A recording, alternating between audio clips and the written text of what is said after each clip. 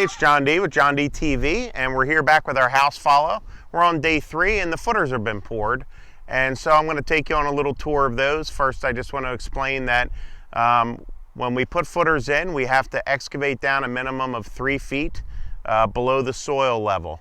Now, if you have a full basement, which is 8 or 9 feet deep, obviously we have to go down 9 feet, but your minimum has to be at least 36 inches below the frost line here in Pennsylvania. This lot's a little bit different. Because of the grade of the land and the way it's sloping down, we're actually going to have to put some subwalls in. And all subwalls are basically tall footers. So our next step here, typically on a normal situation, we would just be putting our walls up. But on this home, we're going to put subwalls in. So we're going to put about a 6-foot high, basically an extension of the footer. First, we have to get that section poured, and then we'll actually pour our walls on top. Now those subwalls will be buried underground, so we won't see them once the grading is finalized, and we'll get to look at that on video later. But let's go over right now. I just want to take a closer look at the footers and give you a little bit more explanation. So here we are. We're down here in the hole, quote unquote. The level of footers that I'm standing on right now is actually, if this were a normal hole, this is the normal footer level. We're below the frost line.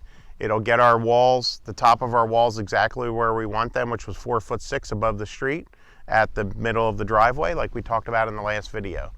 You also see on these footers that there's a keyway in the footers. There's a little groove about 2 inches wide by 2 inches deep. And what that keyway is for is, once we pour the walls are centered over that keyway. It helps keep the walls from kicking in. So when you have your basement, say, we have to fill all that dirt around the outside of the basement.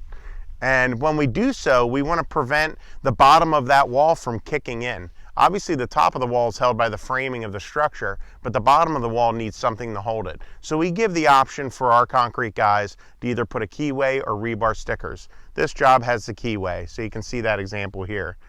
We also have, you can see some little sections of pipe going through the footer on the upper end. The reason we have that is we're going to put a footer drain around the perimeter of the house that goes right down along the footer and be buried in stone. And we need a shortcut for that drain to cut through the building to get down to the sump crock, where we can put a sump pump inside, and if there's ever any water around the perimeter, it'll go down to that crock and pump out of the building. And one last thing is, we have these piers here that you see piled. They just look like little piles of concrete.